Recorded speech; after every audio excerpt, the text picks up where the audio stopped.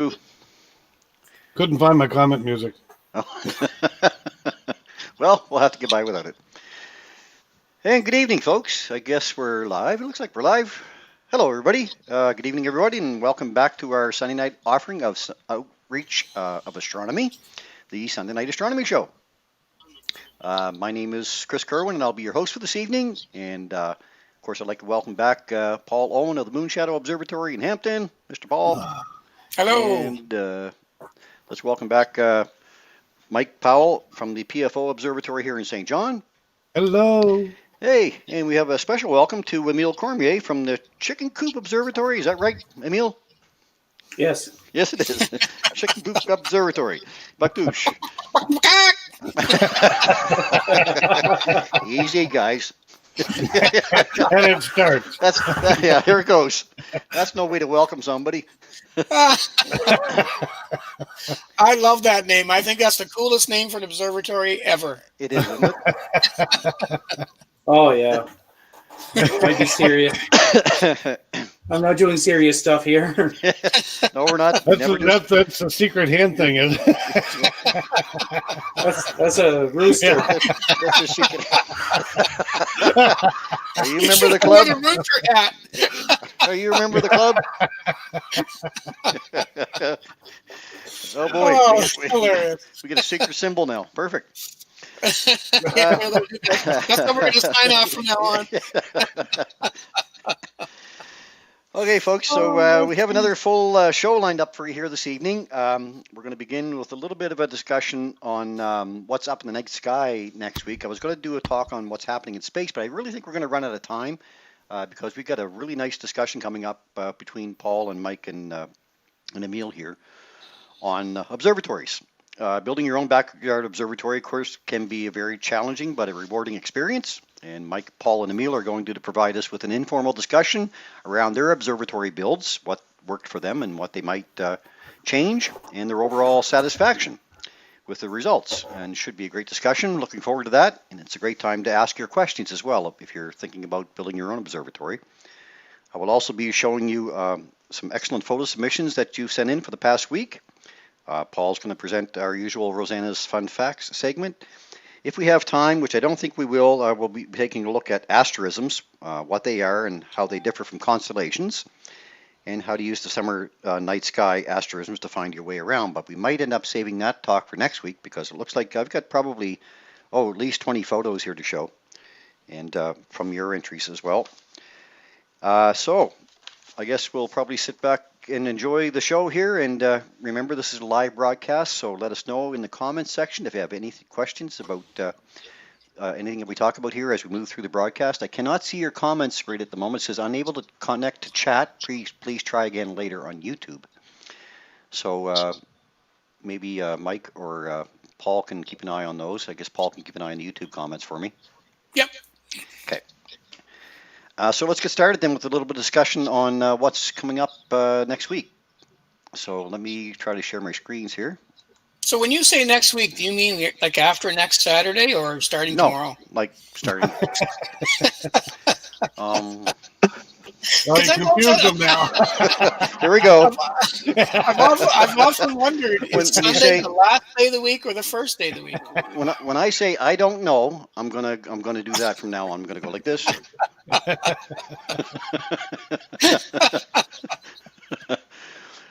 Okay. Doodah. Okay, let's take a look at what was I going to present here. Oh yeah, right. I had something open here somewhere.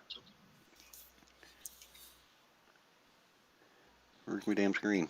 Oops. Where's my screen? Here it is. Oh, here it is. Hey, here we are. Okay, so let's go to slideshow from beginning. And can we see that? I want to go to presenter mode, display settings. How's that? There you are. You got it. Appearing okay? Oh, whew. Okay. What's up this week? As in tomorrow morning, Paul. Okay, thank you. Okay. That's a shot of Comet Neowise I took through my telescope, my little 72 millimeter refractor with my telephone, or my smartphone, I guess I call them now. and that was just a real quick shot. But of course, Comet Neowise is the big excitement all week, and has been now for the last couple of weeks as it's been getting brighter, as it orbited the sun back a little bit over a week ago, I guess now, or July 3rd apparently, and it's been speeding away from the sun at the rate of about 61 kilometers per second, and about 192,000 kilometers per hour. Its closest approach to us will come on the 23rd to the 24th at night, and then it's going to continue to, of course, go back out into the Oort cloud, I guess, where it came from.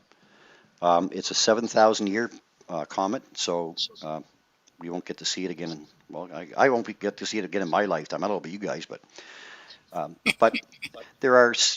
We've all had a really nice show of it. It's been be able to viewed worldwide. There's been all kinds of photos of it out there. There's photos of it sitting over the Giza pyramids. There's pictures of it sitting over Stonehenge and over the London Bridge, and all kinds of fantastic photos. And you folks have actually turned in a lot of photos as well. So we're going to get into those a little bit later. But I just wanted to show you where it is now. So here's a chart that I borrowed actually from Emil. Quite sure you had it on your page, Emil. And it goes from July 13th right up through to the 31st. So this is Ursa Major, or what a lot of people call the Big Dipper, this asterism right here.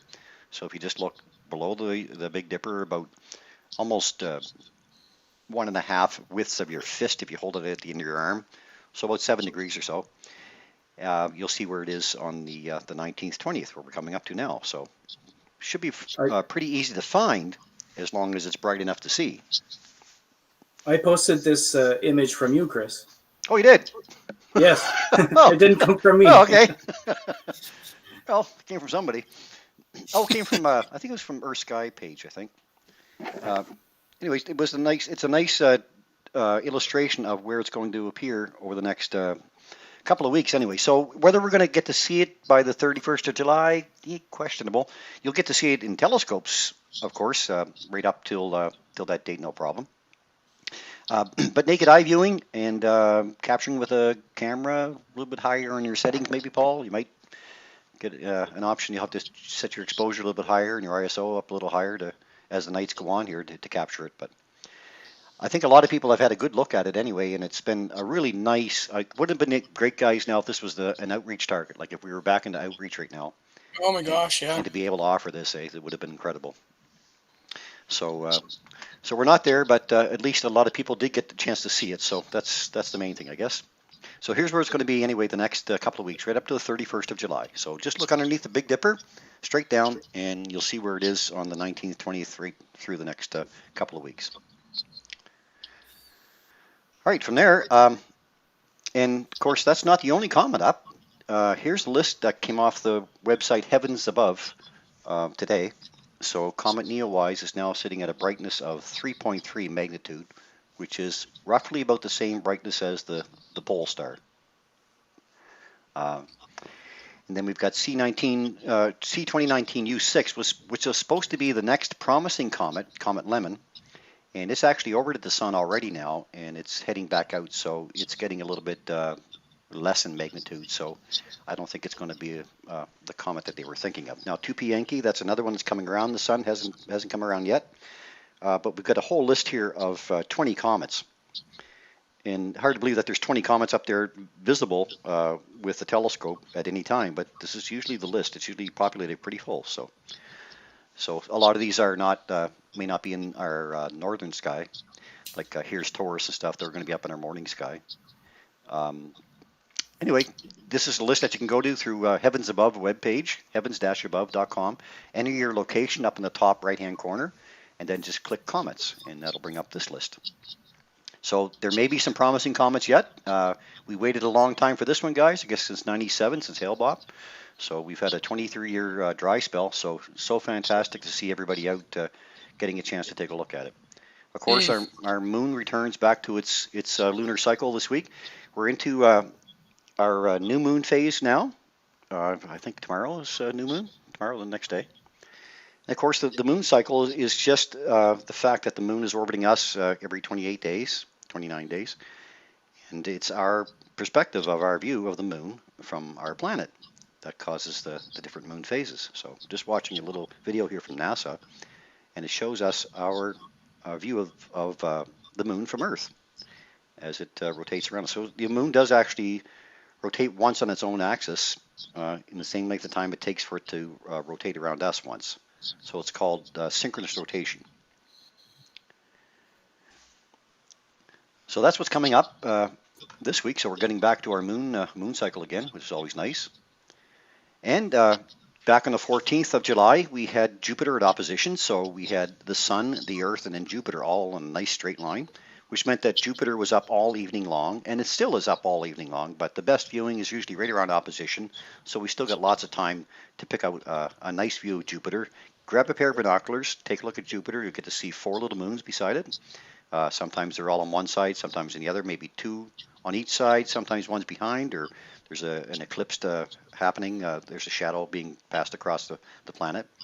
So there's lots of little to see there, and if you take the kids out and let them have a look, and they happen to mark it down on a little sketch, and go out the next night and take another look, they'll get to see the moons moving. So it's just like a little mini solar system. 79 moons altogether, 4 that we can see that Galileo picked up back in 1610. So lots there to have a look at. And of course, the next big opposition coming up is the planet. Oh, hang on, no, got that one in the wrong order. There's Earthshine.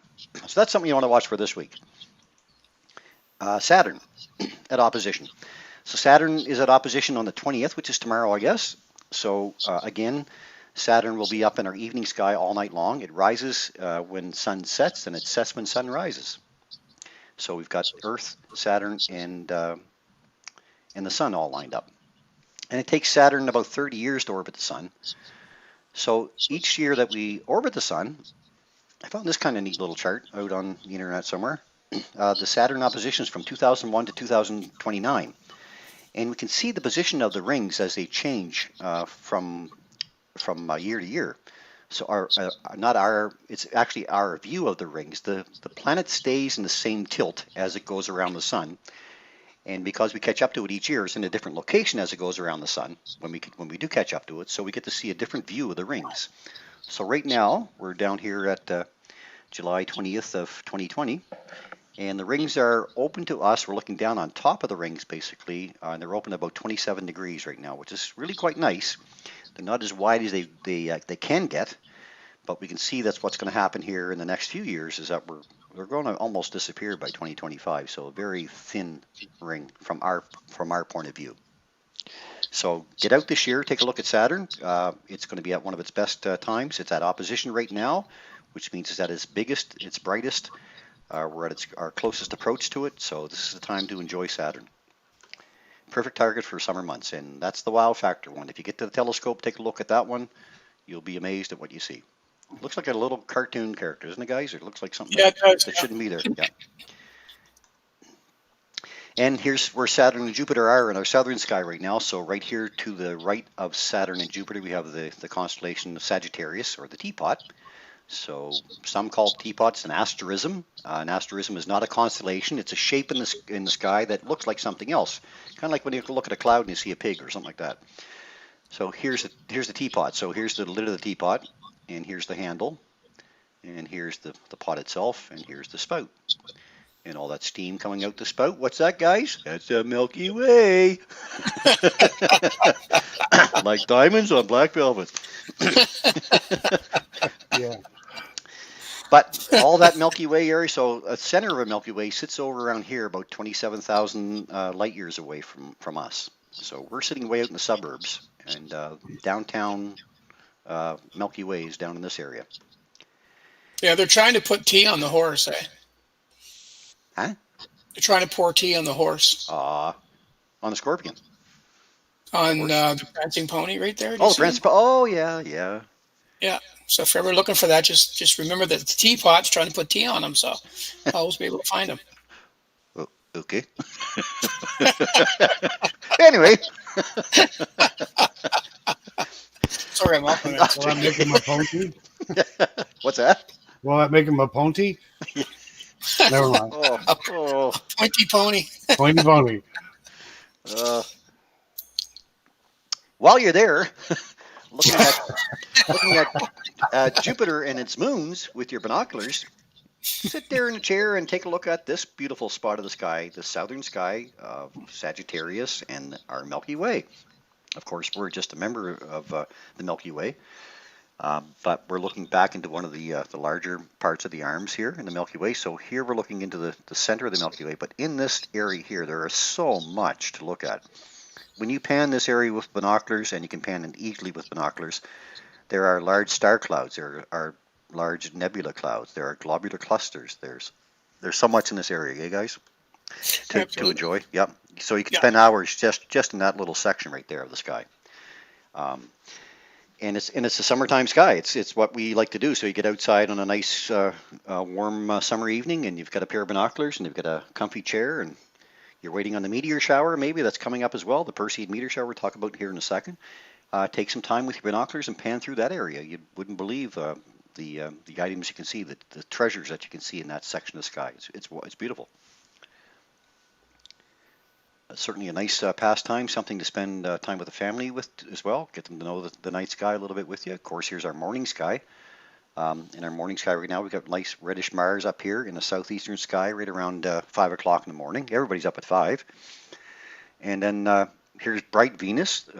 Venus just passed its brightest point, I think it was last week. Its brightest time in the morning sky. Of course, it's our morning star right now. And it's the third brightest object in our sky behind the sun and our moon. And just above Venus at 5 in the morning, here we see Taurus, the bull, and just up here we've got the Pleiades star cluster as well. So that's really nice in binoculars. So really some nice targets there. Venus, bright Aldebaran, and Pleiades sitting up here on the top. So if you're up nice and early in the morning, and here's Mercury too, don't forget. So we've got Mercury, Venus, and Mars in our morning sky. Of course, we spun around a little bit farther, around 4 o'clock in the morning, we'd have Jupiter and Saturn still up. So there's 5 planets really in your morning sky, if you want to stay up and catch them all. And I'm not sure exactly where Uranus and Neptune are, but we don't care about those ones as much. Well, we do, but Perseid meteor shower started yesterday, 17th. So it may have started on the 17th, but its peak goes in until August the 12th and 13th this year. And that just means that we're going through a large tail that was left behind by an asteroid, I believe.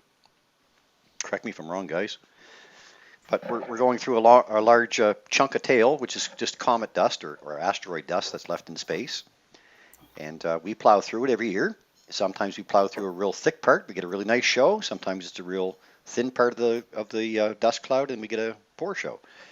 And then also the moon plays a factor in our show each year. This year the moon's going to be just past third quarter, so it'll be up later in the evening, around midnight, 1 o'clock or so. And that's pretty well when Perseus, the constellation Perseus, starts to get up nice and high too for our summer months. So the moon will interfere a bit, but maybe instead of getting 100 meteors per hour, we might only get to see 50. Well, even that, still a pretty good show. So we'll get the bright ones for sure. And the higher Perseus gets, the more we get to see, because as Perseus rises through the evening, it's coming up in our eastern sky, of course. And as it rises in our eastern sky, we don't get to see the ones that are coming from underneath Perseus. Like Perseus is the radiant. That's the spot where we it seems that all the meteors are coming from. But of course they go from all directions, really. It just seems like the majority seem to come from that area. So that's why they call it the Perseid meteor shower, because they seem to be coming from or radiating from the constellation of Perseus. As Perseus rises, you get to see the ones that are coming down from below Perseus. So the later you're up, in other words, if you can stay up from midnight on till 4 a.m. or so, that's usually your best time. That's usually when your peaks are. But this show actually builds night after night now on its way up to the 13th. So we still got lots of time between now and the 13th to catch a nice show. So if you happen to be out on a clear evening, not like tonight, fog here, but if you happen to get a nice clear evening and it's a dark sky, get outside and grab yourself a chair and your favorite hot beverage and bring a friend along so they can help you find them as well, and just enjoy what's out there for free. If I can say something? Please do. The Perseids are associated with comet Swift-Tuttle. Thank you. I looked it up to make sure. That's what it is. Thank you very much. I was wondering, I was going to say it, but I didn't want to say it because I thought, well, maybe I'm wrong. But it never stopped me before. Actually, Yolanda asked me last night, do you think we'll have a meteor shower from Neowise? Yeah, it's You know, good question. in the future. Yeah, well, it's You never know. what do they call it? It's coming from underneath us and going over the top of us. So yeah, we could plow through it. It does go Certainly. through our orbit at some point, did it not? Yep, I guess. it did. Yep, So, it came. This one came from underneath us, underneath yeah, the plane of the planets, and then went over the top of the planets. So yeah, it's possible that as it passed through our plane of planets, we could certainly pass through it. that would be cool. That would be cool. Let's hope. Yeah. Always like a meteor shower. They're so much fun because they take nothing to do. All you got to do is step outside and sit down and look up, and you look, and really, when you see the Perseid meteor shower, it's that you don't have to be looking in the direction of Perseus. So here's Perseus right here. This is the constellation of Perseus, and there's Cassiopeia right here. So you're looking kind of in this area. You can see at 11 o'clock at night that Perseus is still not quite above the northeastern horizon yet, but you'll still get a lot of show here. But all you got to do is not. You don't even have to face in that direction. Really, some say that you turn your back to it and watch the ones coming over your head. So it's like driving through a snowstorm and you see these large snowflakes coming towards your screen. Well, if you look out your side window, either side, you can really see them streaming by. So it's best not to be looking directly at them because then you won't really get to see much. You want to see them looking on to your right or your left or above your head. That's why it's always best to bring somebody along. You cover one section of the sky, someone else covers the other section. You say, hey, meteor, you know. That's been my experience where I try to look at the biggest chunk of sky possible, and I see more of them than if I just stare at the horizon where Perseus is. Right, exactly. Yeah. And you're more comfortable lying down looking up anyway. Oh, absolutely. Yeah, and it gives you got a better perspective, and you really get to make a connection with what you're seeing too. Again, bring a pair of binoculars along if you have them. Borrow it if you don't, and just enjoy these parts of the sky. Because even if this is the Perseus constellation, but right in this area is a nice double cluster. We've got the ET cluster in here. We've got lots of stuff in what's this constellation, Paul? Can't remember. I don't know. It's a bird. It's a Some bird. kind of a bird. It's a plane. It's Cygnus. And then we got here's the Great Square Pegasus. So if you just take that Great Square, what I like to do is this is part of the asterism, I guess, Great Square. So I just count over 2 stars, up 2 stars, and right there is the Andromeda Galaxy, the next largest galaxy to us, 2.5 million light years away. So when you're looking at that galaxy, the light left there 2.5 million years ago, traveled through space and ended up on your retina while you're looking at it. Amazing. So and there's little Delphinius. Yeah, Delphinus. So there's your night sky. There's your Milky Way stretching from Sagittarius all the way down to Perseus. So lots in that whole section of sky to look at, all kinds. So you're never short of targets to look at, even with just binoculars.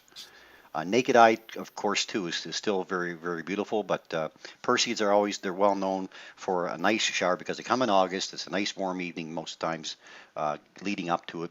And even after the 13th, as we get down into new moon, we'll still have some Perseids happening because they don't all happen on one night. It's just that a peak happens around that one night. That peak can also be a few nights either side too. So don't be upset if the weather isn't cooperating on that particular night. There's still lots to see. And that's about all I really want to show about what's coming up in the next week. So right. Get out of that one like that. That's Go all back I to got this. to say about That's that all there. I've got to say about that.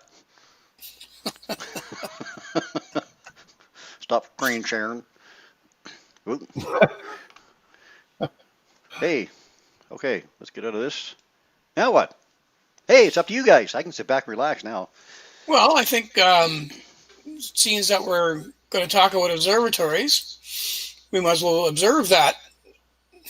Sure. And maybe Mike can kind of start the conversation, Mike, if you want to, or Oh, sure. Like I said, maybe it's COVID causing it or what, but you can't buy wood anywhere. People are building decks like crazy, and it seems that recently I've been getting emails from people they want to build an observatory. So, you're sitting at home, working from home, you got extra time. By the way, let's build an observatory. So they were asking, me a few questions anyway. Just what type would you build, a dome or a roll-off roof? And then, where did you get the idea for a roll-off, and how did you do it? And what is it, a tin roof? Is it a wood roof? What kind of is it? Do you heat it? Do you not heat it? And so on. And so I just thought, geez, I've got a roll off that I built off the top of my head. Paul, you've got a roll off that's different than mine. And then Emil, yours is different again from both mine and Paul's. I guess my first question would be what led you to building a roll off rather than, say, having a dome? I know my reasons why I built a roll off roof over a dome, but I'm kind of curious why you guys decided to go with a roll off instead of a dome. Go ahead, Emil. 2 reasons for me. One is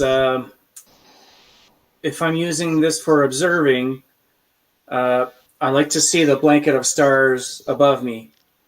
So when I'm stargazing, I'm not just looking through the telescope, I'm also often just looking up and picking off constellations, and sometimes I'll grab binoculars.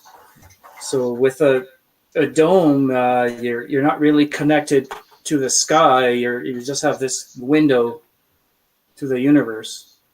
And the second reason is for imaging. I didn't want the hassle to rig something up to follow the movement of the telescope. So these domes, they have these elaborate mechanisms where it follows the movement of the telescope so that the slit is always lined up the right way. And I didn't want to bother with all that. Now, it's those that do, I find it's really cool that they can make that mechanism work, but I felt it's not for me. Mm-hmm. What about you, Paul? For me, I was going to start with the dome. I was looking at one of those domes from the fella here in Canada that builds them. Oh, like the Skyshed pods or whatever? Yeah, Skyshed Pod, yep. He's the bass player for Glass Tiger. Oh, really? And Yep. yeah, really good guy. There's a good story behind that too. But yeah, I got a real good chance to chat with him over for quite a. I was at the point I was ready to order one, but there was quite a delay in getting one. So it gave me time to think otherwise. The reasons I was thinking of going with that dome rather than, say, a next dome was because, like Emil said, the next dome has a slot that if you don't have the electronics to move it, you've got to be out in the observatory spinning that dome so that your telescope's not looking at the roof instead of the sky. But with the Skyshed pods, when you open them up, they're like a big clamshell, so half of the sky is open already. So you could start off with your dome at where your telescope is pointing, knowing that your scope is going to go in right ascension. You just let it go, and it would go quite a long ways before you'd even have to worry about the slot in the telescope, or in the roof, rather. So that's the reason I was thinking if I was going to go a dome, I'd go that way. But then after thinking about it for a while, I thought, okay, I like that idea, but the trouble with that type of a system, whether it be that dome or the other type, is it attracts people to say, what do you have in your yard? And so if anybody knows anything about observatories and telescopes, they know it's relatively expensive equipment. So they're kind of like magnets for people to come into your yard when you're not around, because they're different and they assume the things are expensive. So they have that kind of an appeal to them. Yep. So then I thought, well, if I put a roll-off roof back there, it looks just like a shed. So, the chances of somebody going by and looking at it, they're going to think all that's in there is shovels. So let's just move on. So that was one of the reasons why I did it. And the second one, like Emil and probably like Mike, is the fact that when you open up the roof, you got that whole sky to you. So if you are imaging and not observing in there, you can start your imaging train, let it go, do its thing, and then you can sit out there for hours with a pair of binoculars or even a small scope and look up at the sky. So those were my reasons. I pretty much follow both of you guys. The fact that, number one, I'm slightly claustrophobic, and I thought trying to sit there and look through a slit just wasn't doing it for me. So the fact that you can open up the whole roof and see the whole sky, that just made it for me. And then the other one, like you said, Paul, I went roll off to look like a shed in my backyard, like a normal garden shed when the roof was closed. Mm-hmm. And that way, like you say, people think there's shovels and stuff in there. I've had mine for 8 years and haven't locked it up yet and haven't missed anything yet. So it seems to work. Like you say, there's not too many silos in the city backyards, so you can't say it's like farmland with a big silo on it. Right? Yeah. For those who don't know what we mean about roll-off roof observatory, I'm screen sharing a photo of what mine looks like. with the roof open. Yes. So another one of the questions that come up was what was the mechanism I used to make the roof roll off? Did I use garage door track? Did I use a piece of channel with shopping cart wheels in it? For me, I used V casters. They just seemed to be what was going to suit my purpose. I can quickly show a V caster if someone doesn't know what we're talking about. Let me share my screen here. It sits on a piece of angle iron, and it can't shift left or right. So where the caster has a V in it and it sits on the angle iron, do you see that? This one here, share. There you go. See it. Then the roof can only roll in one direction or two directions. It can roll, it's like east to west is the orientation I have, and it can't shift left to right. It can only roll along the caster. I got that idea from they were actually warehouse shelving that were sitting on angle iron rolling across the floor, and there was a lot of weight on them. And I thought, if they don't budge, then my roof won't budge. The other thing I liked about that simple system was if rain lands on it or snow lands on it, it just falls off. It doesn't build up. Mm-hmm. I've seen a terrible situation where a guy built his out of U-channel, and he did use shopping cart wheels. Yes, it was cheap and easy to do, but ice built up. When he went to roll his roof off, it just lifted and rolled right off to the side. He ended up losing his roof out of it. Oh, my goodness. So for me, it was the V casters and the angle iron was just, I laid in bed many, many nights wondering how I was going to do my roof. Trust me, that was months of just closing my eyes and coming up with ideas in my head. And that seemed to be the one that worked the best for me. And I like it. It works very, very, very well. I haven't had any issues with it since I put it in. I put 5 casters on each side, 2 pieces of angle iron, and the roof has been rolling for 8 years with no issues. So I know yours is a little bit different, Paul. Yeah. The way mine is done is I've used, I don't know if I got a picture of it here or not, but I used the garage door openers and, or the garage door track, I should say. Let me see if I can find it here.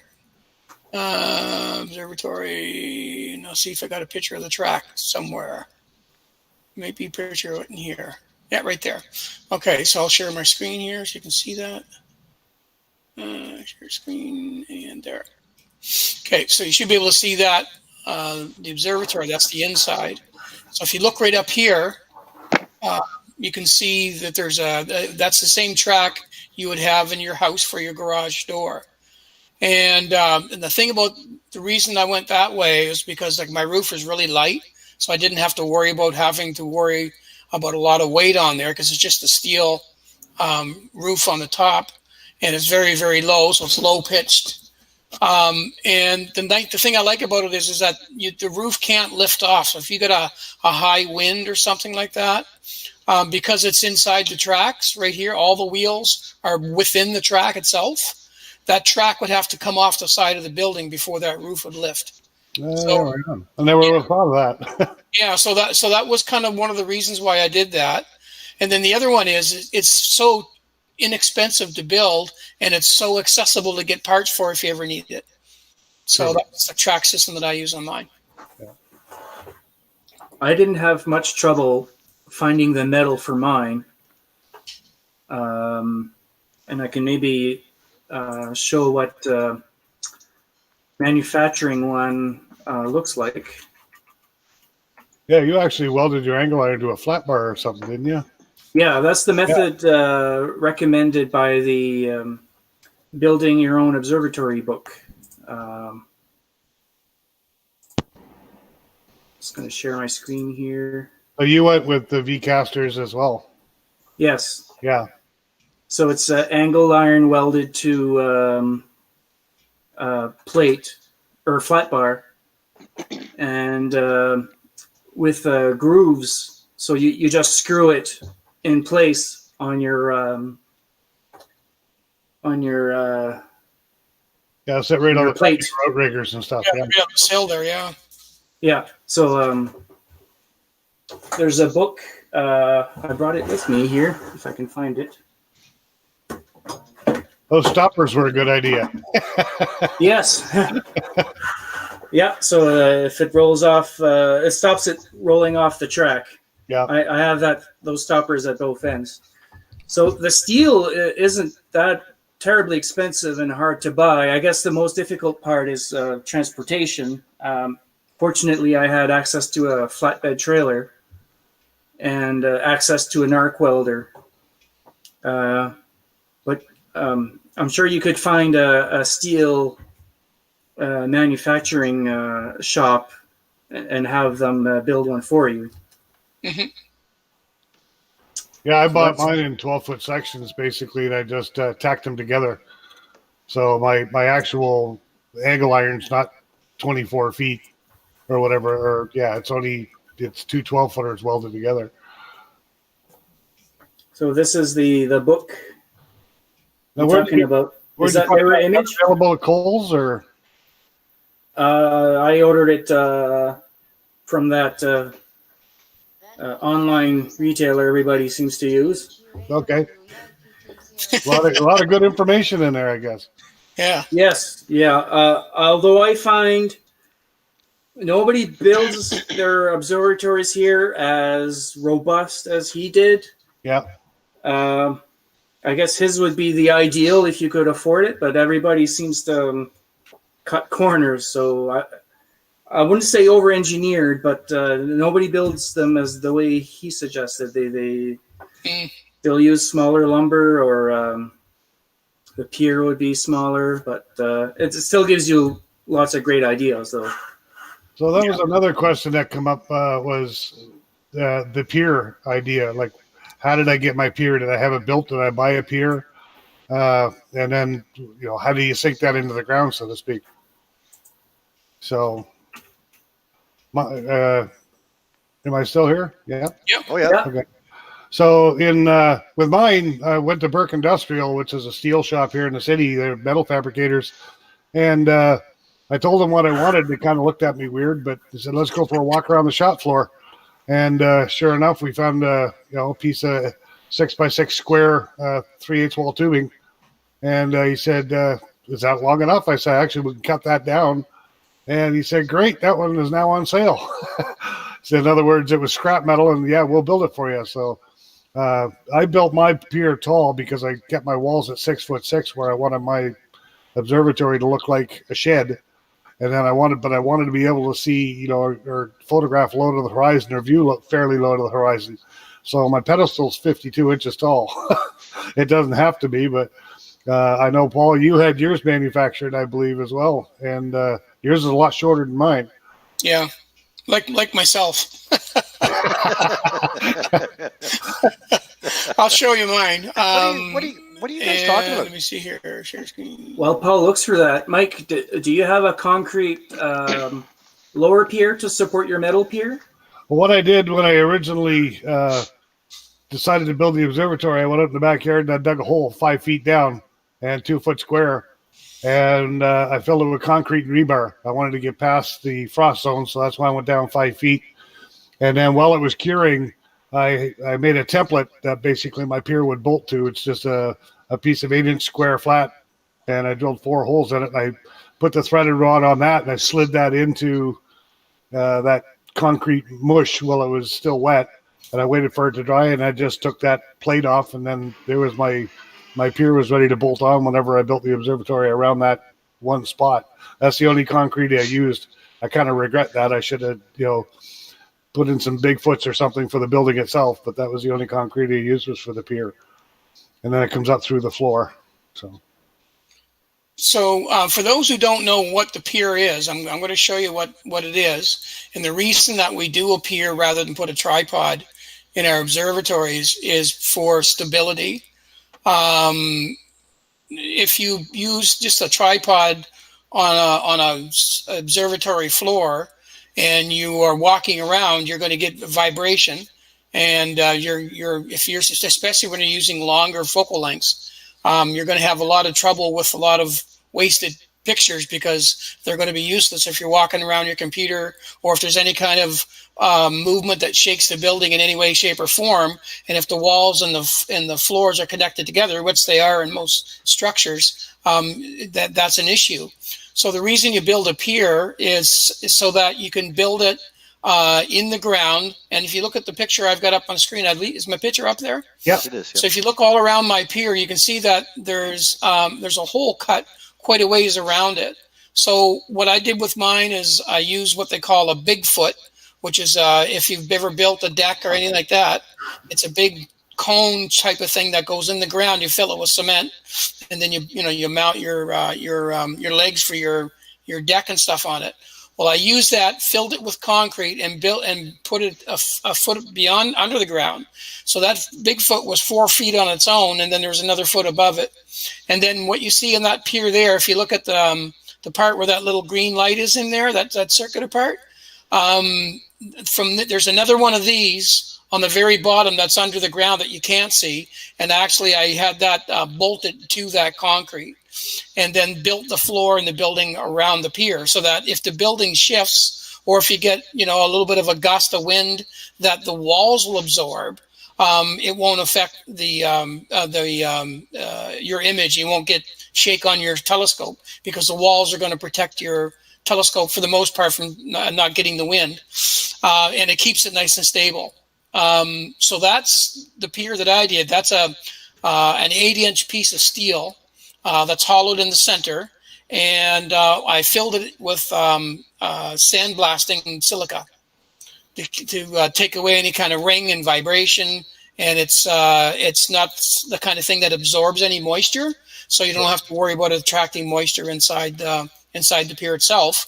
And then on top, of course, is just another plate that I put there, and it's kind of notoriously called the rat cage, which is what this section is here.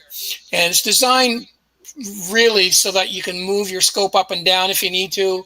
If something went out of line, you can make adjustments on it.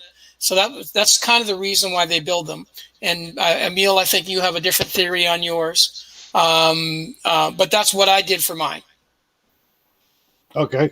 I'll just quickly share my screen and show you this part of the setup I got. You see that, Emil? That's basically the 2 foot by 2 foot square that I sunk with the threaded rod and the plate going into the ground, and I just waited till that dried. And then there's my pier there. It's tall, but again, I purposely did it that way so that at least I could get my scope down low to the edge of the roof, and again I don't lose a lot of sky out of it. Like Paul, and probably like yours, we got the flat plate on top. Mine sits on 4 bolts that I can adjust up and down, left and right, and move that around. So even if my pier had a tendency over time to move a little bit, I can adjust the top plate so I'm still perfectly level to the ground. But that's just a piece of 6x6. I had them put some gussets in here just to strengthen it up. But that's been my pier for 8 years. So. And what did you do? This kind of the same thing? Did you bolt it right to the ground, or did you use a Bigfoot? Or I'll show you a diagram if you bear with me. You got quite the mount on there. Yeah, you see that? Yeah. Do you see my cursor? Yes. Yes. Okay, so. I poured a rectangular footing. So we dug with the backhoe, and we kind of hit bedrock. And when I say bedrock, it's not like hard granite or anything like that. In my region, it's kind of like a shale. It's a Rishabukto formation. It's rock that you could break easily with the hammer, but I didn't want to spend time for the backhoe to try to dig through that. I just told him stop there, and I wasn't quite at frost depth. I was at maybe 4 feet by the time we hit it, and here frost depth is 5 feet, if I recall correctly. Okay. So what I did instead is I drilled into the bedrock, and I put my my rebar in there so that the footing and the pier, the concrete pier, is anchored to the bedrock. I got that idea from Francois Thériault in Moncton. The same thing happened to him. he said, I just drilled into the bedrock, into the stone, and just anchored everything together. And I thought, well, I'll do the same thing. Yep. It's worked well for me so far. So instead of a Bigfoot, I did consider the Bigfoot, but concrete shrinks when it hardens, and I was concerned that could the concrete jiggle within the form after it sets. So I opted to just go with a footing made out of a form, and then just backfilled over the footing. And then the column was a sonotube, and that's connected to the footing via the rebar. Yeah. So I have continuous pieces of rebar that go all the way down from the red bedrock up to the post. To save costs, I opted for a all concrete pier. So I don't have a metal top. It's concrete all the way up. And the downside with that is you're kind of stuck with the height it ends up at. I mean, well, you could add on to it with the metal pier, but you can't shorten it. Right. So I made 3D CAD drawings, and I made absolutely darn sure about the height. And it turned out, luckily, well for me. And that saved me on having to manufacture a metal pier on top. It's just concrete all the way to the top. And this is what it looks like. Oh, yeah. Okay. And I'll switch to my camera, and you can see the real thing live. I'll just grab the camera.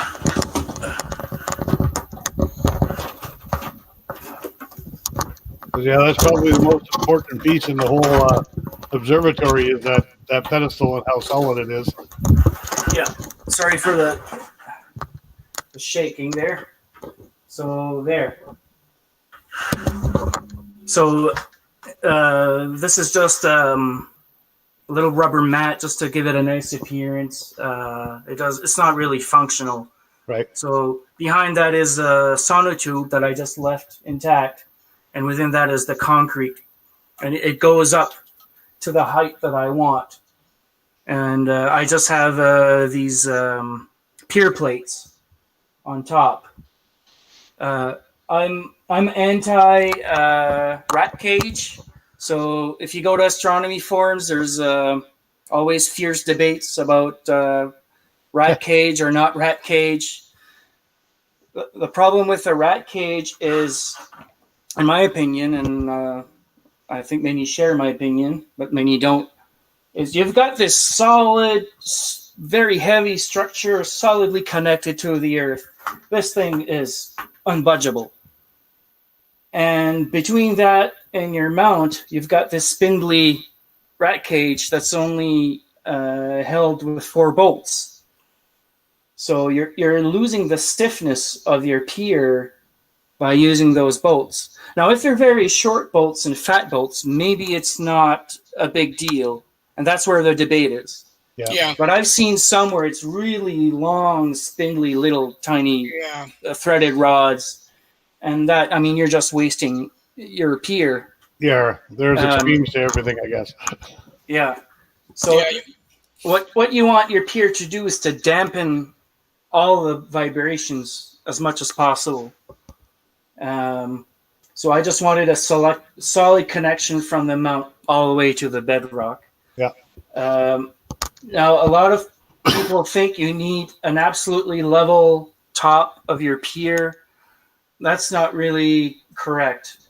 What matters is polar alignment.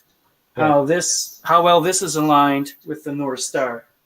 So even if the top of your pier is off level, it doesn't matter because you can make the adjustments anyway to get your mount aligned with the North Celestial Pole. Now, you should get it reasonably level. If it's way off level, what's going to happen is when you adjust, this is my altitude knob. If it were way off level, whenever I adjust my altitude knob, it would move the azimuth slightly as well. Right. So when it comes to polar alignment, you're going to have to go through more iterations to dial it in. So you do want it reasonably level. So what I did to level the top of my concrete, which was very rough, is I just poured this, I forgot the name of that stuff,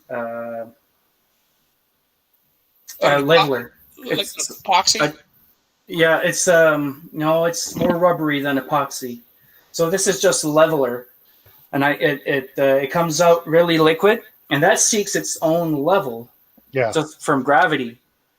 And just that was reasonably level enough for me, and I could do away with the rat cage. Yeah, right on.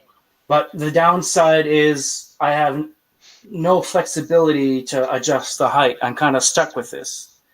Mm-hmm. I suppose I can add a mini steel pier to add more height, but I can't shorten it anymore. Right.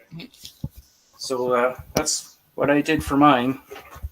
One downside I should warn about an all-concrete pier is that my pier is 12 inches diameter, whereas a steel pier top will probably be only 8 or 10 inches diameter.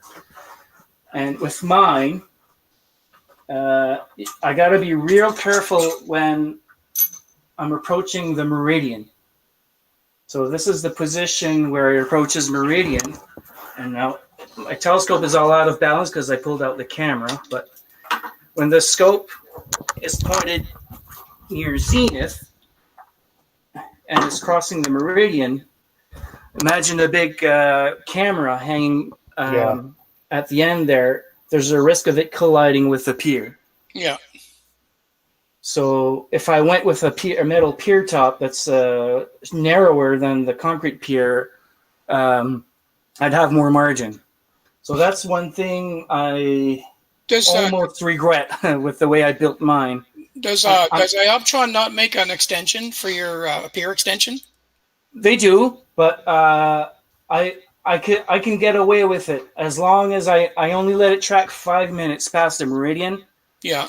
And I make it flip immediately.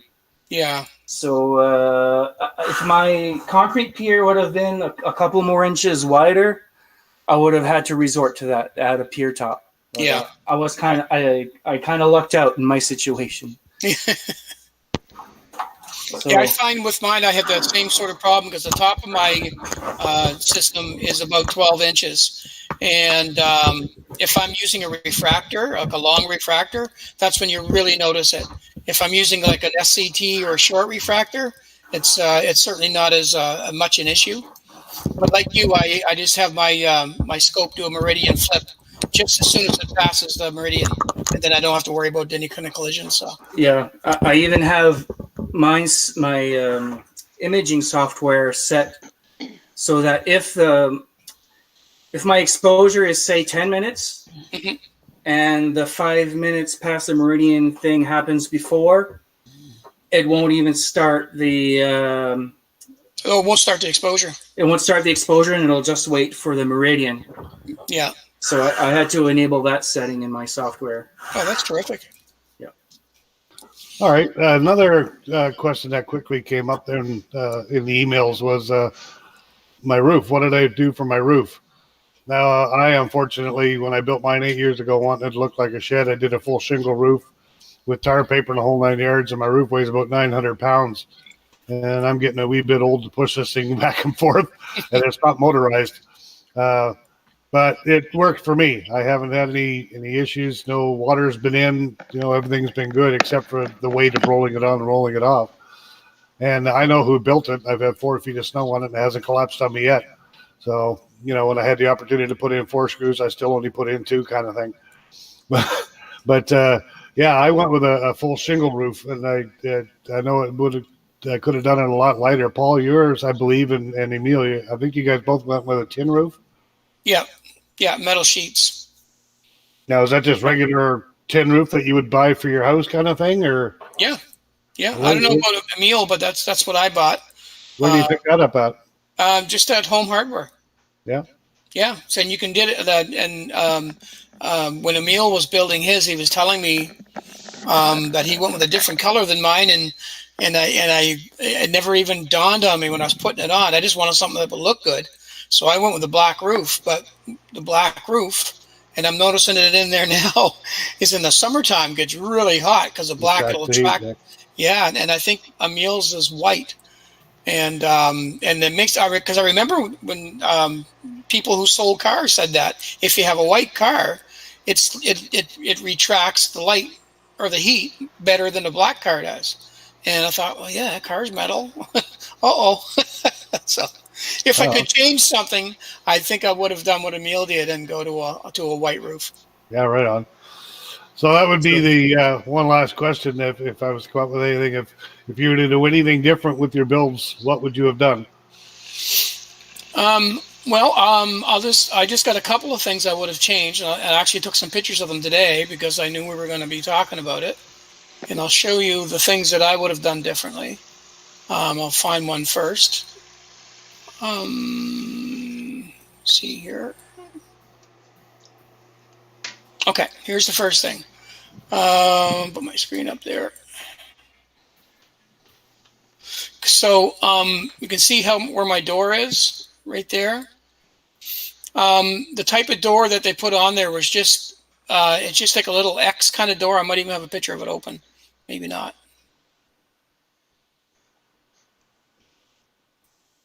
No, I thought I did. Yeah, I do right there. So it's just that kind of door. Yep. But the trouble I'm having with it now is that the door, it warps. So it wasn't X'd, you know how you would put another bar down here. But it's just plywood, so I can probably build another one anyway. But that was something, had I known that it was going to do that, that would have been the first thing I would have said. Let's structure up that door so it's not going to twist on me, because they will twist, and mine did. So what happens is the top of the door, and I might be able to show it to you here, the top of the door doesn't close all the way, so I had to put an extra latch up here. So at night when I close it, I push that in, and I put a little pin between these two bars, and it holds it closed, right? Hey, it's initiative. it's a Mike Guyver thing, but so that's one thing I would have changed. I like the height that I've got. You'll notice that the top of my telescope is almost the same height as the top of my railing, and I have a short, a relatively short roof or wall rather, because I didn't want to lose any sky. So when I look out of my observatory while I'm in the perspective where the telescope is, and I might be able to show you it this way. Should be another picture there. There's my the wall, and it's quite short. It's just about the same height I am. It's just a little over 5 feet. And so the reason I did that is because when I look at when my telescope looks out to this side, which is towards my house, it pretty much lines up with the roof of my house. So where the roof stops, that's where I want it to stop my wall, or where my roof starts, I should say, because there's no sense having anything lower than that because I'm just looking at the house. If I had it one higher, I would have lost sky. So that was the reason behind building the walls as high as I did. And it's a short observatory. Most people's are a standard 8 feet in height or maybe a little shorter. But this is relatively short, but I can fit in it. I'm comfortable, and so I'm not too worried about it. I'm not going to bump my head. And that's why you should have called it the Hobbit Observatory. The Hobbit. Well, I walk in there and I get to clean my hairy feet and everything. It's wonderful. So anyway, so I would have. I like that, so I wouldn't have changed that, but I would have changed this, and I'm still trying to come up with an idea as to how to get it so that. This is the back of the observatory. So when they built it, these guys never built one of these before. They just kind of built it. So there's a lot of gap in the back when the roof is closed. So I'm going to try to figure out something I can put there so that when the roof is closed, this is sealed. Right. So those are the only things other than that that I would have changed. Other than that, I like it a lot. I used 2x6 instead of 2x4 to give it a little stronger build. And there it is there. So it's lots of room in it. And by having the 2x6s instead of the 2x4s, I've got a lot of room if I want to put built-in shelves. There's lots of space to do so. Yeah, right on. Yep. What about you, Emil? Do you anything you would do different on yours? Yes, I would avoid the cantilever design I used for the roof, and I'll show you what I mean here.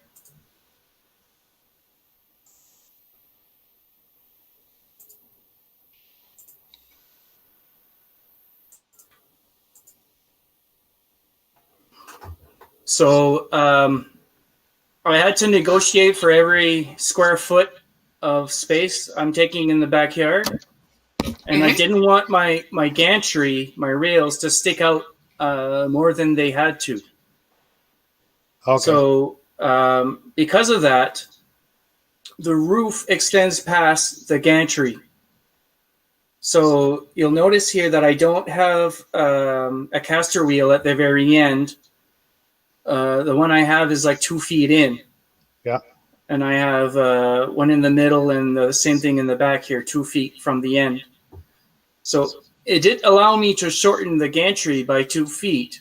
But the problem is, after it was all built, I noticed that this end of the caster plate started to sag. Oh, right. So, but it wasn't a catastrophe. I was able to salvage it by I bolted steel plate to reinforce this beam here, and it hasn't sagged since. But it did add a bit of weight to the roof, and it's noticeably harder to pull. I can still pull it by hand, no problem, but it's something I regret. So I should have went with the gantry, the full length of the roof when extended, and put 5 caster wheels. Oh yeah. It's not that the caster wheels are overloaded. These things they support like 2,000 pounds a piece, if I remember correctly. Yeah, they hold a lot of weight. Yeah, the problem was for me, it was sagging. The other thing I regret, and I'll just mention 2 things I regret, was the foundation. I cheaped out and lazied out on the foundation, and here. So the building is close to the chicken coop. So that's where I got its name. They were actually looking in the direction of the observatory right there. Oh, really? Yeah. I remember, and I'm just to go off topic a little bit, Emil, but I remember in Sky News magazine when you had your Pallades in there, what you had said, the chicken coop laid its first egg.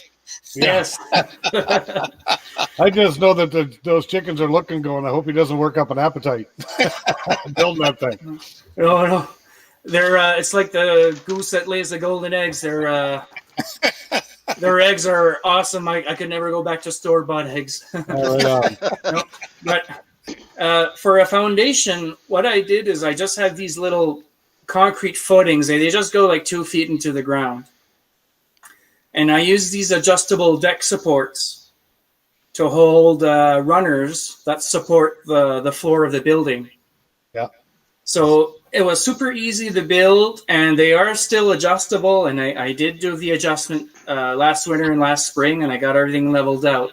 The problem is the time it takes to redo that leveling once it thaws and once it freezes over again. Mm-hmm. So I wish what I should have done is have the backhoe dig trenches, and I would have put sonotube all the way down to frost depth. Okay. Yeah. And just have the building permanently stable instead of having to adjust it every year. Yeah. So I guess I traded my time for building cost. So that's the second thing I regret. Although what I did does work. It's probably not up to code. And big disclaimer, none of what I showed you might be correct. Please get a professional to approve your plans. Exactly, yeah. I am not a professional. Trust me, yours is built a lot more solid than mine. Yeah. I mean, if you are just going to put it on cinder blocks, then at the very least put adjustable supports like this.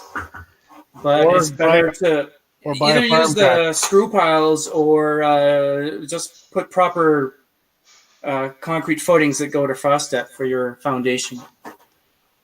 How are you adjusting your gantries, Emil? The gantries, they each have their own deck supports. I should have an image of that somewhere.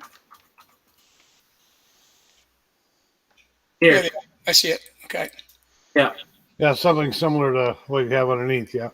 Yeah. Yeah, I did the So same thing when I redid my gantry this year. for the gantry, it's fine because these are easy to access, and you only have 2 to adjust. But I have 8 supports to adjust and all twice a year. I'm hoping that once the building settles a bit more, I won't have to adjust them as much. But Yeah. Yeah. First little bit, it'll do that. yeah. So those are Eight, the 8 years and it still moves. Mine sits just. I laid a bunch of gravel down and let it settle for a year, and then I laid down. They were like an 8 inch by 8 inch railroad tie, and then my building sits on top of those. And I've been looking to get rid of that, and I want to get something that'll allow me to have a little bit more square footage touching the ground. So I was looking at putting it on skids, but all of a sudden you can't buy skids anymore anywhere. They seem to have disappeared. Nobody's selling skids, so I'll keep my eyes open.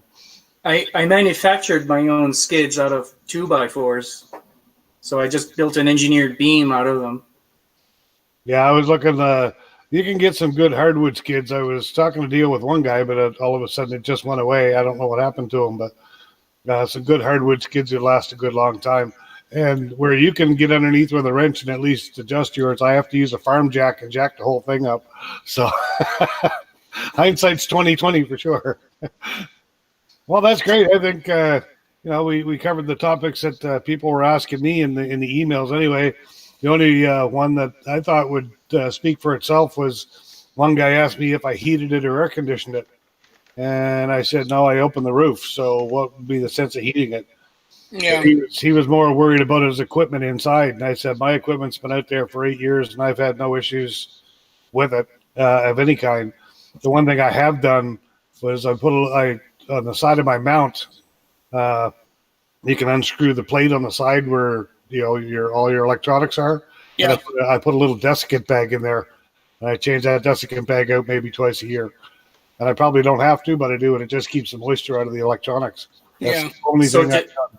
to keep moisture out, what the book recommends, and I followed that, and I found it works, is ventilation, ventilation, ventilation. Yeah. So I have soffits in my eaves, and I have a ridge vent. Yeah, right on. And in my case, that provides plenty of ventilation. I do get dew on my pier plate, and I think it's because of the cold conducting through the concrete. Concrete, yeah. So that always gets covered in dew, but you know what? It's aluminum. It's not going to rust. I'm not too worried about it. Yeah, And right on. it's going to get covered in that anyway with the roof open all night too. Yeah, So, exactly. yeah. No, but with the roof closed in the winter, it gets covered in dew or frost, depending on how cold it is. Oh, okay. I can't say as I've seen that on my pier, but I'm well ventilated myself. I'm wide open along the ridge vents. So Yeah, but my equipment in storage, my telescopes, I never get any dew on them. Yeah. So I'm not worried about mirrors, their coatings getting bad.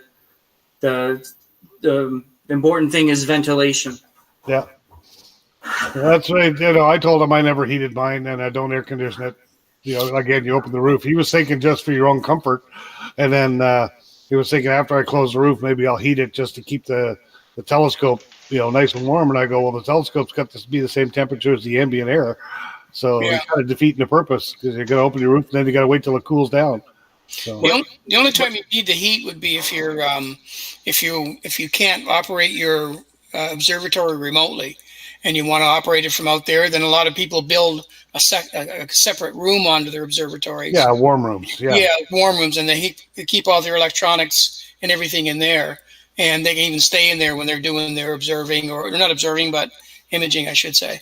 Yeah, my original plan was when I built an 8x12 was to give me an 8-foot by 8-foot space for the telescope and a 4-foot by 8-foot space for a warm room. Yeah. I just have to cram myself in with a laptop kind of thing, but I never did build a warm room because now I operate it from up in the garage. Yeah. I had plans for a warm room, but I decided to wait. I just left the whole inside structure open, and I decided I'm going to use it for a couple of years and figure out how I use it before I build any permanent walls inside.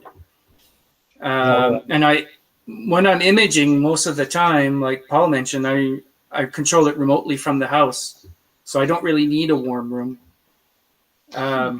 What I might need is just maybe a black curtain, so that there are sometimes when I do control things from inside, and I just don't want the light from my screens to affect those optics, yeah. To pick my optics. Yeah. But I mean, I don't need a solid wall for that. I just need a curtain. So maybe I can just put a pipe or a 2x4 or something across, and just put a pull curtain.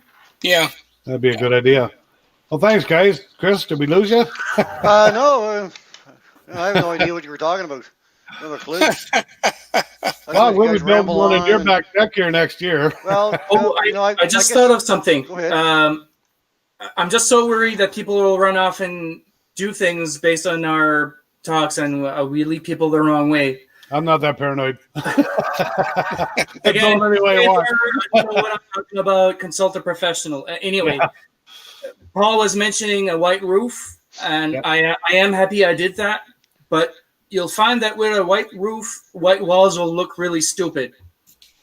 You almost got to color match it with, beige or gray or not something. That's where you bring the wife in. She can color match. Yeah. So I have beige siding. So while I have a cool roof, I do have warm walls. Oh, yeah. But what I plan to do for that is fill in the inside with insulation, and hopefully that'll keep the heat away from the conducting through the walls. Yeah, right on. Yeah. Okay, that's it. Yeah, we're not professionals, and don't try this at home, folks. Oh hell, don't build it like mine. We're telling you what not to do. I don't know. I really don't know what you guys are all going on about. Like, really, it's kind of a neat idea and stuff. But here's my portable observatory. There you go. There's my window and there's my observatory, and look, yeah. That's perfect. Sitting on a stand, and that's about all you need. Yeah. It's got me through. Anyway, but good for you guys. Glad for you guys. You got the beach. Yeah, I got the beach. Yeah, I do outreach. Anyway, great topic, guys. Don't know if there were any other comments or questions along the way. No, we did have some people chime in on some of the things, and they made some comments and suggestions. One was paint the roof. Right. It's black. You just painted something else. And then the crack that I had in the back, Steve mentioned, a rubber flap. And I've been thinking about how to do that, because the flap would have to be on the stationary part of the building, because the roof goes back and forth. If you put it on the roof, then you'd be dragging it. It wouldn't work. So, but yeah, I'll have to come up with a concept with that. I think that's the best way to go. Paul, we can't see your face. It's you're showing the YouTube screen. Maybe. Oh, sorry. Okay. YouTube screen. Yeah. You get a can of that flexi seal, Paul. Apparently, you can do that and make a boat out of it and everything. Yeah, flexi seal. Yeah. I'll take the observatory down the river with me sometime. Yeah. Oh, great talk, guys. That was awesome. Yeah, a lot of information in that little section there, but great. And again, any questions or anything, just send them in to us, and I'll forward them on to these guys who are the professionals. No, we're not professionals. No, we're not. Well, you built it. Oh well, you learn by your mistakes. We're what do you call that? Not fake. It's fake professionals. Yeah, you've done to build. All right, from here, let's maybe what I'll do is I'll I know we're getting into fairly late, aren't we? We're already past 9 o'clock. So you go ahead and do the photos, and I'll do the Rosanna thing next week. Okay. Yeah, because I wanted to get to a few photos that people had sent in, so let's take a look at a few shots that we got for photo submissions. Oop, wrong file. Over here somewhere. I think it's in here. Where did I put them?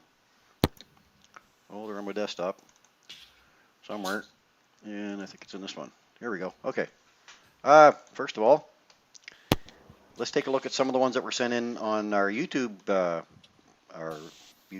address. Actually, it's Sunday Night Astronomy Show at gmail.com, our Gmail address. So first of all, we got one from here from Bruce Kosugi, I think it is, Kosugi. And Bruce says, hey, Chris, Paul, and Mike, I thought I would share this photo I took in the wee hours of July the 6th. You're not seeing them on Facebook at the second. Hang on a second. You're not seeing them anywhere right now, are you? No. Hang on. I'm going to share my screen. There's one. Oh, hang. Share screen. This one. Share. And I'll bring them back up. There we go. All right. Don't do it this way. Don't. That's what I heard when I was building the observatory. I bet. There. All right. Now, here we go. Open with photos. There we go. Okay. Bruce says, hi, Chris, Paul, and Mike. I thought I would share this photo that I took in the wee hours of July the 6th. I saw the noctilucent clouds at the north end of Charlie Lake. As a bonus, there was a beaver photobombing the scene in the lower left. Oh, yes. Awesome. Yeah. So he says, I enjoy the show and your great sense of humor. So that must be yours, Paul. Well, that's what Beaver says. I'll be damned. There you go. And we have from Dave McCashin. Thanks, Bruce, for that. Anyway, Dave McCashin. Here are some images from last night. Running out of adjectives to describe this amazing, phenomenally spectacular comet. I don't think Dave will ever run out of adjectives. Was describing it to Brandon last night, and it just reminds me of how truly special it is to observe a comet naked eye. How big this thing is must be to see it from this far away. So it's I think it's 5 miles across. Saturn and Jupiter are putting on quite a show as well, and Mars too on its own. So Dave sent us in that photo. Here's another one he shot. Nice. July 15th, and the 3rd with Saturn and Jupiter. Jupiter and the moons, yeah, and there's Saturn over here. So cool. Very nice. And Dave also has a blog. Hopefully this will take me to it. I think it will. There it is. So Dave does an astronomy blog, and this is his report, observing reports, blogspot.com, and he does a really descriptive report. So it's almost like you're standing right there beside him. It is. St. John Close NB. your eyes and picture it. Yeah. St. John NB, July 15th.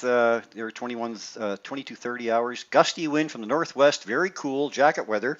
13 degrees. 61% humidity. Partly cloudy around the horizon. Mostly clear throughout the rest of the day. Usually talks about a few frogs that came by to visit, or the odd squirrel or something. His equipment, the Canon Rebel T3 with 18 to 55 millimeter, 75 to 300 millimeter, 20 by 80 binoculars. Attendants Brandon, Ed from his place, and myself. Objective, to view an image comet C2020 F3 Neowise, which has moved into the evening sky and is now circumpolar. So his report is weather forecast was calling for mostly cloudy skies. We have had almost a month straight of foggy, cloudy weather at night with very few short breaks in places. This has made viewing and imaging the spectacular comet very difficult up to now. Surprisingly, according to Ed, a few hours before dark, a cool northwest wind blew through. This cleared out what was going to be another cloudy, foggy night. Went out 22:30 hours to look for the comet, which was supposed to be in the north-northwest sky. After a short naked eye scan of the lower northern sky, Comet Neowise popped out easily under the Big Dipper with its 2-degree tail pointing in the approximate 130 position.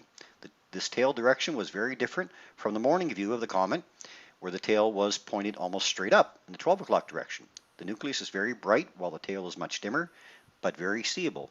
Wasn't completely dark until almost 2300 hours. Comet was spectacular in binoculars, and it really is. It took up at least half of the field of view. Very bright central region with striations of brightness throughout the tail. Naked eye, the darker the sky got, around 2300 hours, the comet became very easy to see, even in all the light pollution from the city. Truly wonderful thing to see. And Dave, what a wonderful report. That guy can write stuff, can he? Can he ever? Yeah. So he puts a very descriptive tail on it, and here's a few of his shots: St. John River, Ocean Steel, and these are the ones I showed just a minute ago. So yeah. If I No can, satellites are showing. if I can mention something, Sure. writing observing logs actually helps you develop your eye. It's funny, but it's true. Well, I guess you have to really think about what you're looking at, don't you? Exactly. Yeah. Makes Yeah. perfect sense. He's made a real he's made it really easy to follow along with his stories for sure. Emil, got a couple here from you. I'm gonna say that's why my logs make no sense because I haven't got a clue what I'm looking at. Something up in the sky, just a second, just doing it. Had a Yeah. Where's my smokes? Emil, do you want to share us a story with this one? It was from the morning of July 11th. It was before you could see it in the evening, so I had to get up early. Oh yeah, I slept through my alarm, and it was starting already to be dawn, so I didn't have the best contrast by the time I took that photo. But I did get it. It was my first time seeing it, and I was blown away. I got into astronomy after Hale-Bopp. Yeah. So to look at that thing with binoculars was just absolutely amazing. Yeah, me as well. I didn't get into it till after Hale-Bopp, long after actually, and 2004 I think is when I really started getting serious. But I didn't get to see anything like this. This is, for me, it was just phenomenal. Just to be able to look at it and see it, realize what it was, and that you'll never see it again. I did on the way out. It turned all the lights on and everything. Yeah. Yeah, awesome. And your other shot, Emil? Wow, that's cool. That's nice. That was from July 13th, also in the morning. So the background is very bright because it was during the morning twilight. So that's a stack, 75 frames at 15 seconds each. There's a tree that inconveniently got in the way just when the background was at its darkest. Yes. Always. So I lost the best time to image it, but these are the frames from before it got behind the tree. Nice. Really nice. Nice nucleus on that, eh? If imagers out there, if there's a mediocre night where you can at least have a peek at it through the clouds, take that opportunity to study where it's going to be and where your obstacles are so that you know where to set up your gear for the good nights. Right. And not waste valuable imaging time because of obstacles. So I learned that the hard way. Well said, yeah. Yeah, it makes sense. Excellent. Nice shots. Here's one from Mary Craig. Milky Way shot. Oh, beautiful Milky Way. It's gorgeous. Nice, huh? Yeah, Jupiter, Saturn in Jupiter, there. Saturn sitting there, yeah. Really The horsey? Nice. The horsey, yeah. Horsey's right over there. See, I can't see him. Oh, there he is. Is he here? No, Yeah, look for the teapot, Chris. Remember what I told you? Oh, yeah, okay. I remember what I told you. Remember what I told you. Forgot already, eh? Who are you? And there's another one. Well, the Milky Way. Very nice, Mary. Thank you. Oh, beautiful photos. Yeah, wow. Gorgeous. Beautiful Yeah. time of year for photos, too. Great time to be out there snapping photos. Robert Cadet. Nice shot, Robert. Yeah, it's very nice. Robert says, hi, Chris. My rendition of C-20F3 Comet Neowise taken on July 15th, 2020 at around 10:45 p.m. in Penfield. A camera used was a T7i and a nifty 50mm lens at f2 at ISO 3300. 18-second exposure. Very nice, Rob. Thanks.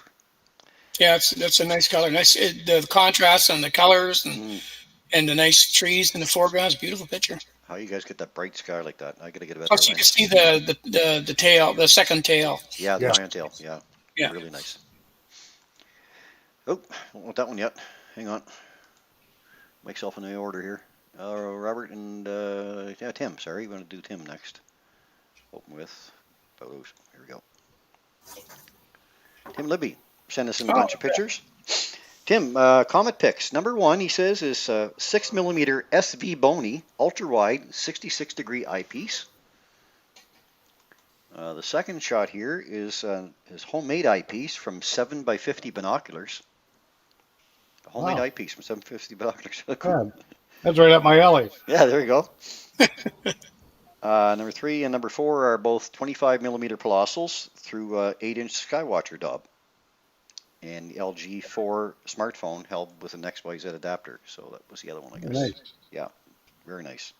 Yeah, he got that nice turquoisey color that you see right at the nucleus, huh? Mm. That came out nice. Right on the head of it, yeah. This one here, he's got, these are more Tim's. Smartphone pics, number 1 Milky Way shot. That's amazing you get that with a smartphone. Isn't it? Oh, it sounds Yeah. Yeah. Jupiter and Saturn sitting there. Yeah. What's that? Oh, a plane. No, it can't be a plane. Yeah, it looks like a blinky dot. Blinky dot, yeah. So unusual to see planes in the air. Yeah. And this one, he got this with his Oh, telescope look at that. and the Nice. comet. Yeah. Isn't that cool? That's really good. That's great. Very nice. Thanks, Tim. All right, let's go on from there. I think we're on to Trudy's pictures, I think. Yep. Next, he says, I can't decide, so you pick which one to show. All right, so we're going to show them all. I guess there's Trudy's shot from that town down by St. Martin's. Downtown St. Martin's. Suburbs of St. gorgeous, Martin's. right? Fairfield. Beautiful. It is gorgeous out there. Yeah, and there's another one. Oh, wow. She got the Beautiful. tail. Second The behind tail, yeah. Yeah. Great settings on that. Beautiful. And there's an inverted image, because we Oh, had there talked you about that the other night, just to see if you could see more detail, because I think it was Damien Peach that posted one with more with a flipped image, like inverted, so you get to That's see more not the night she was worried about the skunk walking around. I think it was. That's Is always that the stripe of a skunk? I think she's always Yeah. worrying about That looks kind of like the way you'd sketch it on paper. there, yeah. Yes, exactly. What a That's cool cool. concept, though. Yeah, I like that idea. And her last one there, Beautiful. another great shot. Well, her skies are beautiful. You haven't been there yet, Emil, but her No. skies are just, they're better incredible. than Fundy. Yep, they are for sure. All right, let's take a look at a few Facebook ones that come in. This one is from Amber. So these are the ones that I put a picture up on my page of. I put a picture up on my page of a photo I took through the eyepiece, and I said, "Hey, let's see your photos, people. Can you send in some photos? Because I'd love to have them to share." So I grabbed these off my Facebook page, which these are all the ones that were posted on the page, which is really kind of cool because people did participate quite a bit. So this is from Amber McNally, taken at around 3:45 a.m. Friday, July 10th over PEI. Nice. And we've got one here from Dalton Eason. Yes, sir. Jeremy Adams. I want to make sure I get these in the right order. I think I do. Jeremy Adenstadt. Yeah, he was next. So back to him again. Jeremy Adenstadt. Taken with my phone and binos, he says. Yeah, Cool. right on. Yeah. Those binos, that's not bad. Yeah. Yes, sir. Jason Dane sent this one in Thursday night Oh, from beautiful. Martinique Beach, Nova Scotia. Cool. Thanks, Jason. Love that. That's Really nice. And there's, of course, is Robert's picture again. Grab that off the Facebook page. Frank Ferguson grabbed this one. Frank Yeah, says, taken at Little Shamcook Lake, Bayside. 15th of July, 2020, 23:27 hours, ISO 2000, f2.8, 15 seconds, a Nikon 35 to 70 millimeter lens at 40 millimeter. Wow. Oh, looks like you got a satellite coming right in. From the top corner, Yeah, yeah. top here, yeah. Wow. When you got that Thanks, foreground, Ron. you got that foreground, and yeah, you get that foreground in there. It's beautiful, isn't it? It's gorgeous. Yeah. I think I got that. Is that Frank? Okay, next one was, this is from Carol Bean, taken at the Bar Road in St. Andrews on July the 15th. A Canon EOS 60D, 1855 millimeter lens at 18 millimeter, 10 seconds at f3.5, ISO 5000. Yes, sir. Nice. And then we've got this one, 100 to 300 millimeter lens at 300 millimeter, ISO 2000, 5 seconds at f5.6. So another one from Carol. Thanks, Carol. I think this is one from Karim, if I can be sure. Am I in the right order here? Still going in the right order? Nope. That was Louis McIntyre. Sorry. Yeah, he's in the right order. Okay. Let me get back. Oh, Jeremy mentioned too, Chris. Yeah. He was using 15 by 70 binoculars and with a Samsung cell phone. Oh, okay. Thank you. Yeah. So Louis McIntyre had taken this on the last clear evening we had in Quispamsis, New Brunswick. And then we've got this one from Karim Jafar from beautiful Saint Anne de Bellevue, down the road from John Abbott College, and our before times Rask Montreal Center meetings. So nice shot, Karim. Very Yeah. nice. Of course, Karim is on the Rask Canada Outreach Committee. Do we still have a lot of these photos, Chris? I've got another 10. Okay, I'm starting to get eaten by mosquitoes here, Okay. and I've got here outside, so No I'm gonna worries. punch out early. Thanks, So I'll say Emil. my goodbye to everyone. Okay, You got to thanks put so those much. chickens to work. Thanks, Yeah. Emil. Good Take night. care. Thank Good you. night, Emil. Thank you. Okay, so back to John Barr here from downtown Fredericton. 10 seconds at ISO 800, no editing. Cool. And then Yeah. we've got this one from Marilyn Como at Bay Caraquettes Beach a couple of days ago. Nice. Beautiful. Love the foreground. Yeah, Yeah. really adds to it. Yeah. Norman Jewett, Woodstock, New Brunswick, July 15th, 2020, a Canon 5D Mark III, Canon 70-200 f2.8. Very nice. Nice. So Nice many picture. people got scrapped. This is awesome. Nick Donovan with a happy little accident just below the core. So I'm not sure what he means there. But, Oh, it's a lens flare. oh, lens The flare. comet- Okay. Comet's causing lens flare. Yes, sir. Okay. So 2 comets. Oh, cool. Yeah, I was like, wow, I didn't know the other one was there. It's common, not so wise. Yeah. Not so so wise. Not so wise. Oh no, we almost made it the whole evening. Almost. Almost. Glenn Ketchum Oh, here, taking July 15th at St. George. Not nice. Nice. Wow, look at the Water. reflection. Oh wow, look at the stars. Nice reflection in the lake too. Eh? Beautiful. Canon T3i ISO 1600 f3.5. Yeah, I got a Canon T3i. You should be able to get that shot. Sure can. ISO Yeah, I've been 1600. saying the same thing. You're only just shaking my head. Yes, yeah, nah, I don't. I share other people's photos. Right, Paul? F3.5, 20 millimeter focal length, 30-second exposure. Oh, really nice, beautiful Gorgeous. clarity. there. That's gorgeous. And Kelsey Fraser from my window in Miramichi. Wow, that's quite a window. Nice sky, eh? Yeah, Beautiful day. there's so many nice places around the province and around the Maritimes, really. Julie Burton took this at the top of McAllister Drive from my deck with a Samsung Galaxy 9. Wow. Wow. All that light pollution. That's Yeah. amazing. Yeah, unreal, eh? Yeah. James Nash got this one here for us. Send it in. Yes, Thanks, sir. James. Someone from Camp Bay Media. They've got a Facebook page. I haven't really looked them up, but they sent in a few photos. It's called Camp Bay Media. This is one photo of theirs. A second. And I think they're in St. Andrews area. Yeah. And the third. Look at that. Oh, beautiful. Awesome. Yes, sir. Claude Inman sent this one in. Shot this from Renforth Wharf on the 15th. Yes, sir. Whoa. I told you if we went down to the River Crest, we'd get a shot. There you go. Yeah. Not like that, but we get a Yeah, shot. We get a shot. That's Nice gorgeous. shot. Yeah. In Renforth. Yeah. Unreal. So many people catching it. Next one is from Kevin Chapman. Here's mine from Long Reach. So Long Reach, of course, on the Kingston Peninsula. I remember that growing up as a kid, living up in a place called Moss Glen up there, and on nice August evenings, laying back on the grass and looking up at the stars, and that's when I first got hooked, I guess. So, but never saw Nice. something like this. This would be amazing, yeah. And that'd be dark sky up there. Richard William sent this one in. I was able to get a break in the clouds tonight near rural New Brunswick. Beautiful. Beautiful. Great shot. Love that sky. Isn't it something? Yeah. Nice textures. Yeah, gorgeous. Yeah. And Jeremiah Harding. Jeremiah says, wishing I had a tracking system so I could get a better shot of the comet's different tails. You can just make out the gas tail. I also call it the ion trail. Yeah, Or, you see yes, it. ion tail. And The much 3 larger stars dust in a tail. row. Yeah. Enjoyed a 90-minute break in the cloud cover. Perfect. And this one's from Jennifer Green. From the skies of Shediac. Very nice. Oh, that's what she says. Okay. I wonder if that's Moncton or is that actually she looking into Shediac? I think that's probably the lights of Moncton sitting there. Yeah. Be northeast, yeah, I would think. Mm. The glow. Nice shot. Mm. That's my future daughter-in-law, I think.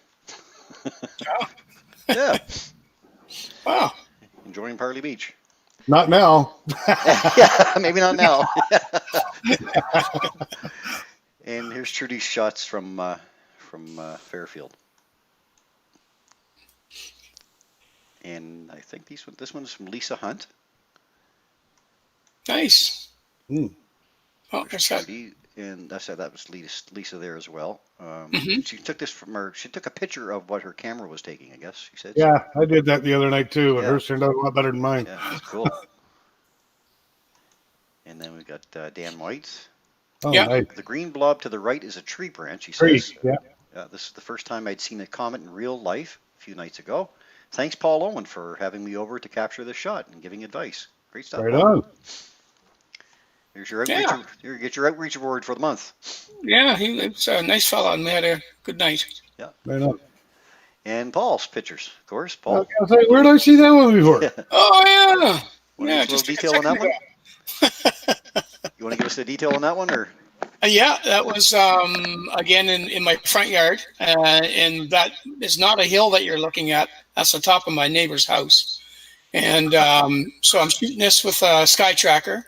So that would be I think that was a 60-second exposure using a Canon 6D Mark II with a 24 to 105 lens, but I was probably at about 100 millimeters for that shot. Beautiful shot. Yeah, wow, awesome. I think.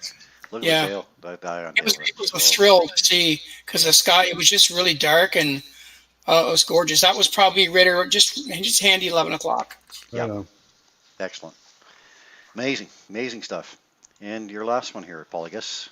Okay, so that one that was the first time I got the comet, and you can see, like, I can't remember who was mentioning, but how the comet, it was Dave McCashin actually, that the comet goes different trails. So that one, you can see the comet's almost straight up and down. Yeah. That's the one I got at, that there is just over Sussex, New Brunswick. And that one I got at about, probably about 4:30 in the morning. So that's why that one, the comet's going in a different direction. So the first one you saw was the one in the evening, and this is the one early morning. Right. Same setup, Yep. except I pulled back on the lens, so it was a much wider angle. Yeah. Yeah, you were Little taking shot. that one. Chris and I were up in Wellsford getting it from up there. Yeah. Yeah. Yeah. Yep. And this just pulled over the side of the highway, and the trucks that were going by, man, they shake the bejesus out of me. But I didn't care. I said, I'm waiting. I'm getting the shot. Yep. Just the road being wet and the reflection, a little bit of haze still there. I mean, it Yeah. all adds to Oh, the the flavor of the sunrise, shot. sunrise coming in, and yep, Incredible. really Yeah, nice. yeah, that morning haze is just gorgeous. No, you got that eye, man. You can see a picture before you take it, I think. Absolutely, yep. You frame it in your head, yep. Amazing. Great shots, guys. Great shots, everybody. Absolutely. I want to thank everybody for sending those in for sure. Yeah, well done. gee, I think we're into. I think we better get off our show. We're into 9:39. Oh, we're having such a good time. Time goes by. Eh? We did. That was a great evening. A lot of information out there on observatories and a lot of great shots on NEOWISE. Of course, we'll have NEOWISE around for another week or so, hopefully, in our evening sky. It is getting dimmer as we speak. I think it's down to a magnitude 3 at the moment. So we'll have to try it. I think there's a couple of clear nights coming up maybe that you still might have an opportunity. See if you can get out to a dark sky. That's going to be your best bet now as the comet gets fainter in the sky. You're going to want to have that contrast. That little picture that I put up there earlier, and I will share that illustration once more on my page, where to look for it. So get out and take a look at it now before it disappears over the next week or so. We're going to probably lose it. Say magnitude 3 now is at 1.5 the other day, so it's about 4 times dimmer than it was just a few days ago. So it is heading out of the solar system. So catch it now while you can, and let's just keep our fingers crossed for the next good one. So that one came right out of the blue. That was a really nice surprise. It just Yes, kind it of was. appeared in March. So we'll hope for another. So, guys, I guess in closing then tonight, I would like to thank all of you again for all of your continued support out there. Remember, we do love getting your photos. Again, you can send them to Sunday Night Astronomy Show at gmail.com, and we will put them up on our broadcast. Our special thanks again to Emile Cormier for joining us here this evening and providing his insight on our topics this evening. If you enjoyed the content here tonight and you joined us from YouTube, please consider giving us a like on the broadcast here, and maybe subscribing to our channel too. And please know that let your family and friends know that we are here every Sunday night at the same time to help educate you and entertain you on the night sky. So for now then, guys, from Paul and Mike and Emil and I, stay safe everybody this week. We wish you all clear skies. We hope to see you here again next week. And remember, as we like to say, for Emil, keep your scopes. Point it up. Keep your scopes pointed up, folks. Thanks again for joining us. It's been a pleasure, and we really look forward to these. So take care, folks. We'll see you all again next week. Clear skies. Good night. See you later. Good